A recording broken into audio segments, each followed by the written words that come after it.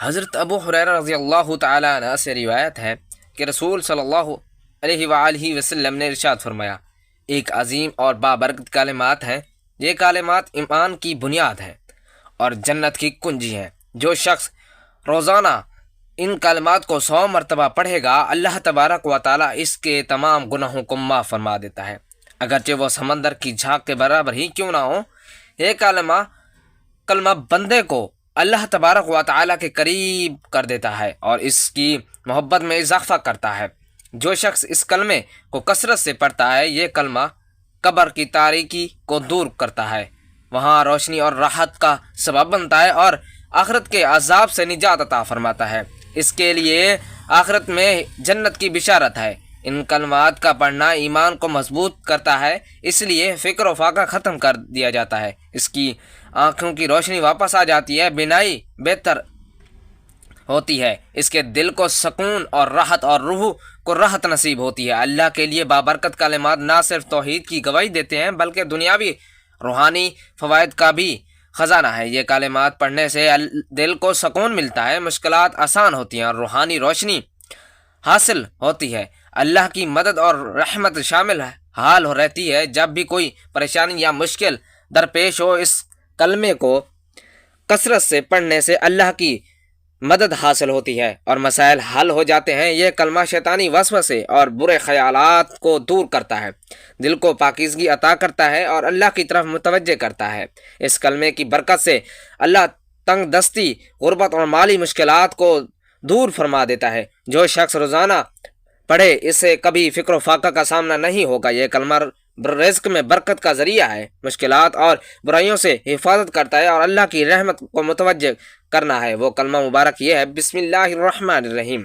السلام علیکم ورحمۃ اللہ وبرکاتہ۔ محترم ناظرین، اس سے پہلے کہ ہم بھی نزاع کے دردناک کیفیت میں مبتلا ہو جائیں، اس سے پہلے کہ روح نکلنے کی تکلیف سے ہمارا جسم بھی مفلوج ہو جائے، قبل اس کے کہ ہمیں بھی موت کے فرشتے گھیر لیں، قبل اس کے ایک وقت اجل آ پہنچے اور توبہ کا دروازہ بند ہو جائے، قبل اس کے کہ حسرت اور ندامت ہمیں گھیر لے، ہمیں اللہ پاک کی بارگاہ میں سچی توبہ کر لینی چاہیے۔ ہمیں موت آنے سے پہلے اللہ پاک سے اپنے گناہوں کی معافی مانگ لینی چاہیے۔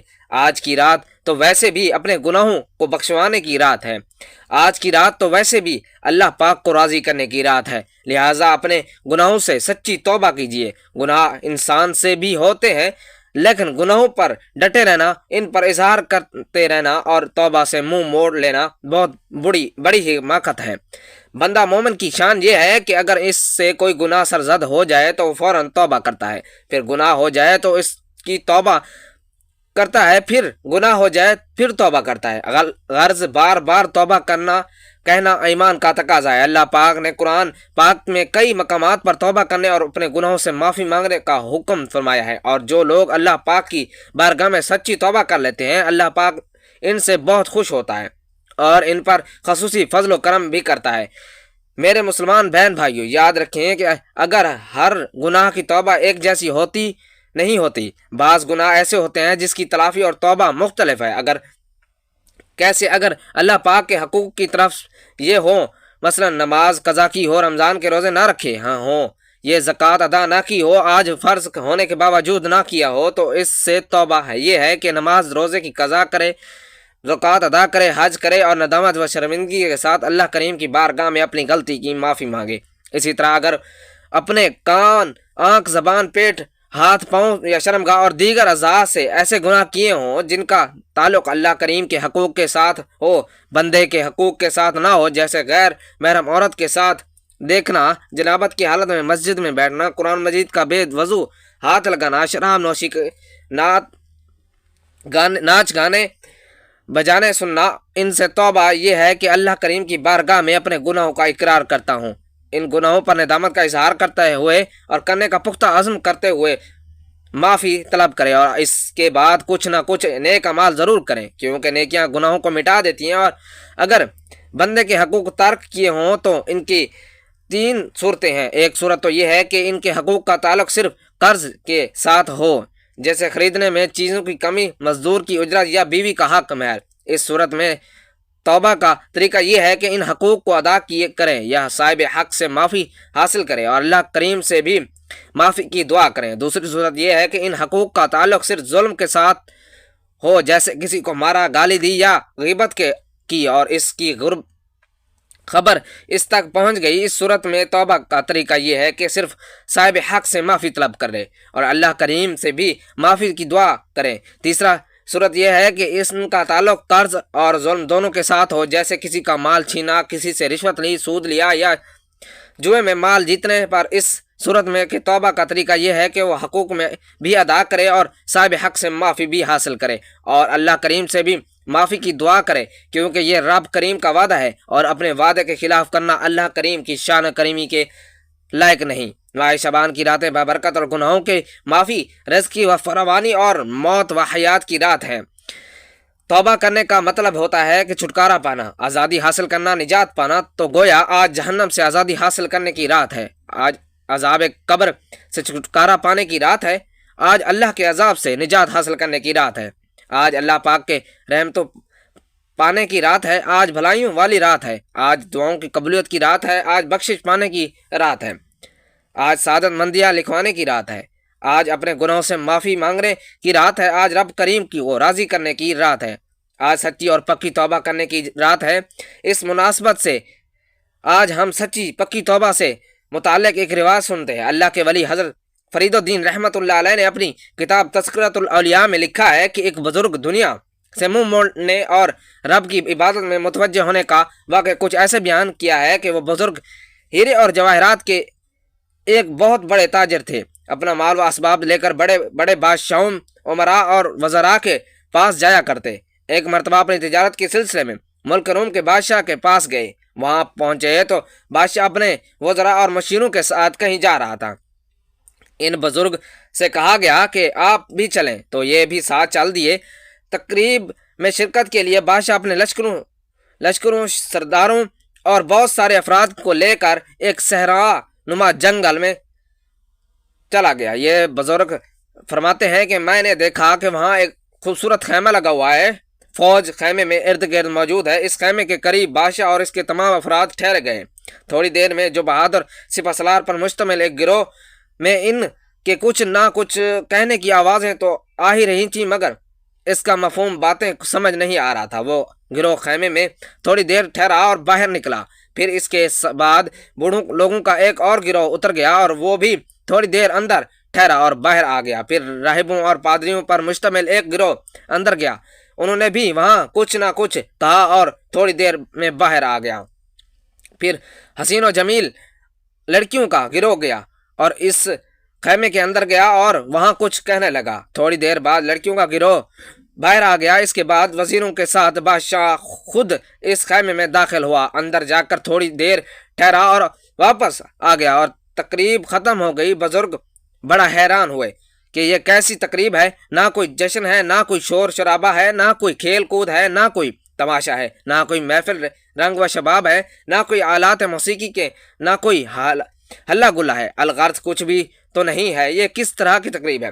واپس آ کر انہوں نے بادشاہ کے کسی وزیر سے پوچھا یہ کس طرح کی تقریب تھی؟ تو وزیر کہنے لگا کہ اے بھائی، بات یہ ہے کہ وہ جو خیمہ تھا وہ اس خیمے میں ایک قبر ہے، وہ قبر اس بادشاہ کے جوان بیٹے کی ہے۔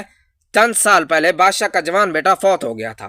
وہ شہزادہ بہت ہی خوبصورت تھا، ہر طرح کے علوم و فنون میں ماہر تھا، میدان جنگ کا ماہر، بڑا دلیر اور بہادر تھا۔ اچانک وہ بیمار ہوا، بڑے بڑے طبیب نے آ کر اس کا علاج کیا، مگر سب عاجز ہو گئے اور وہ شہزادہ مر گیا۔ ہر سال میں ایک مرتبہ بادشاہ اس کی قبر پر آتا ہے۔ سب سے پہلے بڑے بڑے سپہ سالار اس خیمے کے اندر جاتے ہیں اور جا کر کہتے ہیں اے معزز شہزادے، اگر ہماری طاقت کے ذریعے، اگر ہمارے اسلحے کے ذریعے، اگر ہماری تیروں اور تلواروں کے ذریعے، اگر ہماری قوت اور طاقت کے ذریعے، اگر ہمارے لشکر اور فوج کے ذریعے تمہیں موت کے منہ سے بچایا جا سکتا تو ہم اپنی ساری طاقت لگا دیتے، ہم اپنی ساری طاقت لگا دیتے، اپنا سارا زور لگا دیتے، سارا اسلحہ خرچ کر دیتے اور تمہیں موت کے منہ سے بچا لیتے۔ مگر بات یہ ہے کہ جب موت آتی ہے نہ تو لشکر کام آتے ہیں، نہ طاقت کام آتی ہے، نہ ہی اسلحہ کام آتا ہے، نہ یہ کہ اگر وہ چلے آتے پھر اس کے بعد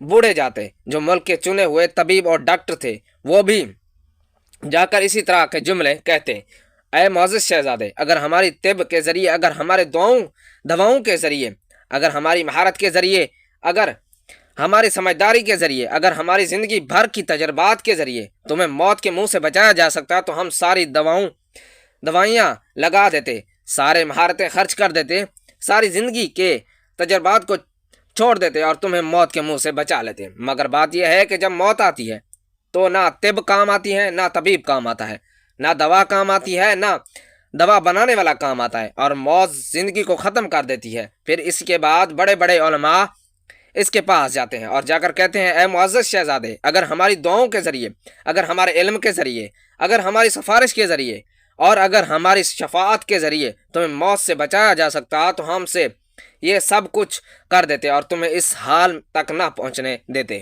مگر بات ہے یہ ہے کہ موت جب آتی ہے تو نہ شفاعت کام آتی ہے، نہ سفارش فائدہ دیتی ہے، اور نہ ہی دعائیں کارگر ہوتی ہیں، اور موت اپنا شکار لے کر رہتی ہے۔ یہ کہہ کر وہ بھی چلے آتے ہیں۔ پھر حسین اور جمیل لڑکیوں کا گروہ اندر جاتا ہے اور جا کر اس بادشاہ کی قبر پر کہتے ہیں، اے معزز شہزادے، اگر ہمارا حسن اور جمال کی وجہ سے، اگر ہماری اداؤں کی وجہ سے، اگر ہماری جوانی اور اگر ہمارے رنگ اور روپ کی وجہ سے تمہیں موت کے منہ سے بچایا جا سکتا تو ہم سب اپنی جوانیاں قربان کر دیتی، لیکن حقیقت یہ ہے کہ جب موت آتی ہے تو کوئی شے بھی اسے ٹال نہیں سکتی۔ یہ کہہ کر وہ بھی چلی جاتی ہیں۔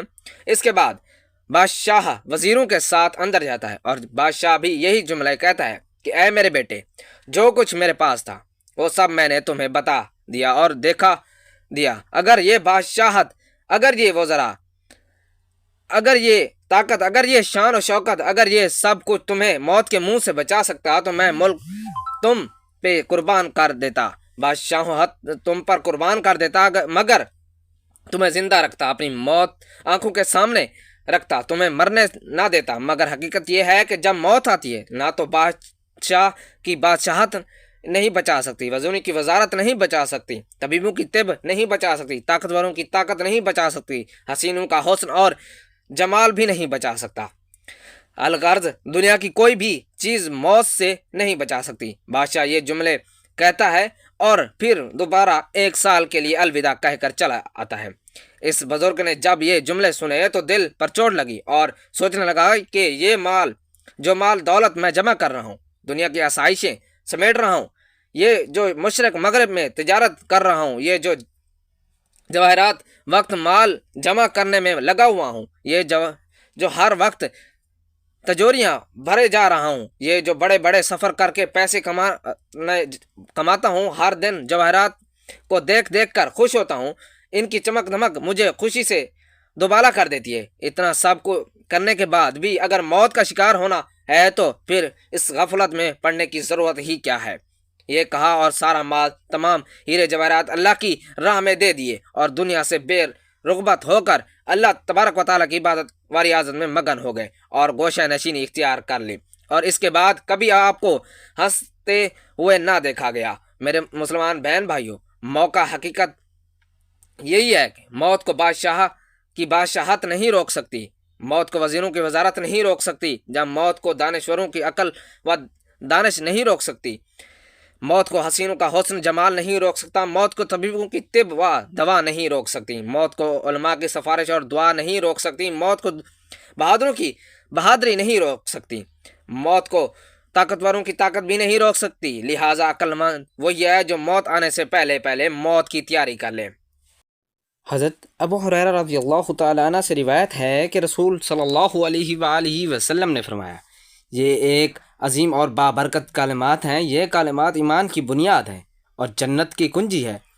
جو شخص روزانہ ان کلمات کو 100 بار پڑھے گا، لا الہ الا اللہ الملک الحق المبین، اللہ تعالیٰ اس کے تمام گناہوں کو معاف فرما دیتا ہے، اگرچہ وہ سمندر کی جھاگ کے برابر کیوں نہ ہوں۔ یہ کلمہ بندے کو اللہ کے قریب کر دیتا ہے، اس کی محبت میں اضافہ کرتا ہے۔ جو شخص اس کلمے کو کثرت سے پڑھتا ہے، یہ کلمہ قبر کی تاریکی کو دور کرتا ہے، وہاں روشنی اور راحت کا سبب بنتا ہے اور آخرت میں نجات عطا کرتا ہے، اور اس کے لیے آخرت میں جنت کی بشارتیں۔ ان کلمات کا پڑھنا ایمان کو مضبوط کرتا ہے اس کے لیے فکر و فاقہ ختم کر دیا جاتا ہے، اس کی آنکھوں کی روشنی واپس آ جاتی ہے، بینائی بہتر ہوتی ہے، اس کے دل کو سکون اور راحت، روح کو راحت نصیب ہوتی ہے۔ اللہ تعالیٰ کی یہ بابرکت کلمات نہ صرف توحید کی گواہی دیتے ہیں بلکہ دنیاوی اور روحانی فوائد کا بھی خزانہ ہے۔ یہ کلمات پڑھنے سے اللہ کو دل کو سکون ملتا ہے، مشکلات آسان ہوتی ہیں، روحانی روشنی حاصل ہوتی ہے، اللہ پاک کی مدد اور رحمت شامل حال رہتی ہے۔ جہاں پر کوئی پریشانی یا مشکل پہ درپیش ہو، اس کلمے کو کثرت سے پڑھنے سے اللہ پاک کی مدد حاصل ہوتی ہے اور مسائل حل ہو جاتے ہیں۔ یہ کلمہ شیطانی وسوسے اور برے خیالات کو دور کرتا ہے، دل کو پاکیزگی عطا کرتا ہے اور اللہ پاک کی طرف توجہ کرتا ہے۔ اس کلمے کی برکت سے اللہ تعالیٰ تنگ دستی، غربت اور مالی مشکلات کو دور فرماتا ہے۔ جو شخص اسے روزانہ پڑھے، اسے کبھی فکر فاقہ کا سامنا نہ ہوگا۔ یہ کلمہ رزق میں برکت کا ذریعہ ہے، مشکلات برائیوں سے حفاظت کرتا ہے اور اللہ تعالیٰ کی رحمت کو متوجہ کرتا ہے۔ سبحان اللہ۔ ناظرین، اللہ تبارک و تعالیٰ سے دعا ہے کہ اللہ تعالیٰ ہم تمام مسلمان بہن بھائیوں کو اس مبارک کلمے کی برکت سے مستفید ہونے کی توفیق عطا فرمائے۔ میرا سنانا اور آپ کا سننا اپنی بارگاہ الہی میں منظور فرمائے اور ہمارا خاتمہ ایمان پر فرمائے، آمین یا رب العالمین۔ ناظرین، ویڈیو اچھی لگے تو ویڈیو کو لائک کریں، شیئر کریں، چینل کو سبسکرائب کریں اور کمنٹ باکس میں اللہ تعالیٰ کے 99 ناموں میں سے ایک نام ضرور ٹائپ کریں۔ اگلی ویڈیو تک کے لیے دیجیے اجازت، اللہ حافظ۔